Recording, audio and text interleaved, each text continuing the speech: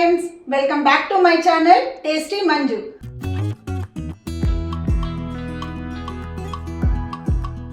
ఎలా ఉన్నారండి? అందరూ బాగున్నారా? మేము కూడా చాలా బాగున్నామండి. నా వీడియోస్ ఫస్ట్గా ఎవరైనా చూస్తుంటే లైక్ చేసి, షేర్ చేసి, సబ్స్క్రైబ్ చేసుకోవడం మర్చిపోకండి. సో ఇవాళ ఒక రెసిపీ చూద్దామండి. క్విక్గా, ఈజీగా 10 to 15 మినిట్స్లో అయిపోయే స్నాక్ ఐటెం చూద్దాము. పేపర్ అటుకులతో స్నాక్ ఐటెం చూద్దాము.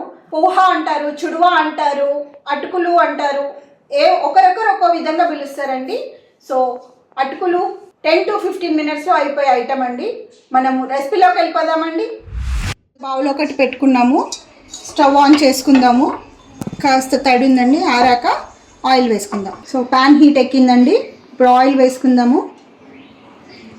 నేను ఒక కప్ దాకా ఆయిల్ వేసుకుంటున్నాను, ఒక 100 to 150 ml దాకా ఆయిల్ వేసుకుంటున్నాను. ఆయిల్ హీట్ ఎక్కిందండి. ముందుగా పల్లీలు వేసుకుంటున్నాను. నేను 1 kg పేపర్ అటుకులు అంటే చేసేది, 1 kg అటుకులకు 150 grams పల్లీలు వేసుకున్నాను. పల్లీలు కాస్త వేగాక వేరుశనగ పప్పు అంటారండి, దీంట్లోను పుట్నాలు అంటారు, వేరుశనగ పప్పు అంటారు, రకరకాలుగా పిలుస్తారు. ఇవి ఒక 100 grams తీసుకున్నానండి నేను. కాస్త పల్లీలు వేగాక ఇవి వేద్దాం. సో కొద్దిగా వేగాయండి.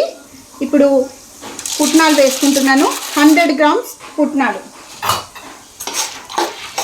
ఇవి కాస్త వేగాక ఇప్పుడు పచ్చిమిర్చి వేసుకుంటున్నాను. పచ్చిమిర్చి ఒక 10-12 తీసుకున్నాను నేను. సన్న చీలికలుగా ఇలా కట్ చేసుకోవాలి. ఇవి ఆల్మోస్ట్ వేగిపోతాయండి. మనం ఇవి కూడా పచ్చిమిర్చి కూడా అలాగే తినేసేయచ్చు, చాలా టేస్టీగా కూడా ఉంటాయి వేగినాక. సో ఇప్పుడు గుప్పెడు కరివేపాకు వేస్తున్నాను. చాలా సింపుల్ అండి చేసుకోవడము. వితిన్ 5 to 10 మినిట్స్లో అయిపోతుంది మనకి స్నాక్. పచ్చిమిర్చి బాగా వేగాలండి. కరివేపాకు కూడా పచ్చిదనం పోయి మంచి క్రిస్పీగా వచ్చేస్తుంది. ఇందులో ఒక 1/2 టీ స్పూన్ పసుపు వేస్తున్నాను, ఒక 2 టేబుల్ స్పూన్స్ సాల్ట్ వేస్తున్నానండి. మీరు రుచికి తగ్గట్టు చూసి వేసుకోవచ్చు. బాగా వేగుతుందండి, సుమారుగా వేగింది. ఇంకొక 1 మినిట్లో పూర్తిగా వేగిపోతుంది. ఆ లోపు అటుకులు మనం ఒక జల్లి గిన్నెలో వేసుకుందాము. అటుకులు ఈ విధంగా హోల్స్ ఉన్న దాంట్లో వేసుకొని ఒకసారి ఇలా ఇలా అనుకుంటే మనకేమన్నా చెత్త చూర ఏమన్నా ఉన్నా కూడా వెళ్ళిపోతుంది. సో నేను కేజీ అటుకులు తీసుకున్నానండి, ఇవి 1/2 kg వేగిపోయాయండి. ఇప్పుడు టేస్ట్ కోసం కాస్త జీలకర్ర పొడి వేస్తున్నానండి. డైజెషన్కి మంచిది, ప్లస్ జీలకర్ర ఫ్లేవర్ కూడా చాలా బాగుంటుంది. ఇప్పుడు మనము అటుకులు వేయించుదాం. చూసారా, పోపు బాగా వేగిపోయింది, మిర్చి వేగింది, మంచిగా రోస్టెడ్గా అయింది, కరివేపాకు అంతా కూడా. సో ఇప్పుడు అటుకులు వేస్తున్నాను. కేజీ అటుకులు తీసుకున్నానండి నేను. సిమ్లో పెట్టేసుకోవాలి స్టవ్. ఇది బాగా కలిపేసి సిమ్లోనే ఒక 5 to 5 మినిట్స్ వేగనిద్దాం.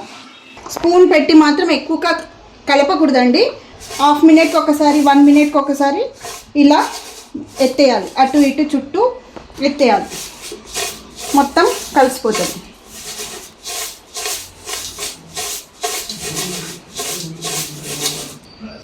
ఇదే విధంగా మొత్తం క్రిస్పీగా అవుతుందండి. చూసారా, క్రిస్పీగా అయింది. ఇంకొక 2 మినిట్స్ పెట్టేస్తే మనకు అటుకులు స్నాక్ రెడీ అయిపోతుంది. సో అటుకుల చుడువ రెడీ అయిపోయిందండి. హెల్దీ, చాలా క్విక్గా 10 మినిట్స్లో అయిపోయే స్నాక్ అండి. చాలా క్విక్గా అయిపోతుంది, పిల్లలకు కూడా చాలా ఇష్టపడతారు, చాలా టేస్టీగా ఉంటుంది.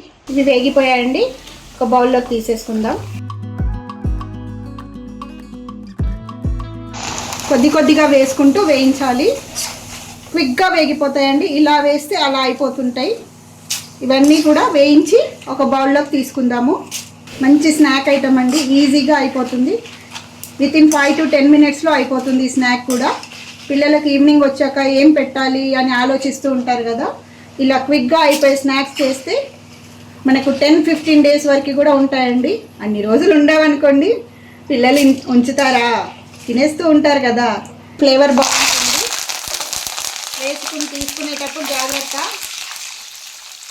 క్రిస్పీగా అవుతుందండి, ఇది కూడా టేస్ట్ బాగుంటుంది. పిల్లలు అదే పనిగా కూరల్లో వేస్తే తినరు కదా, ఇందులో ఆటోమేటిక్గా తినేస్తారండి. వేయించి వేస్తాం కాబట్టి క్రంచీగా అయిపోతుంది కరివేపాకు మొత్తం కూడా.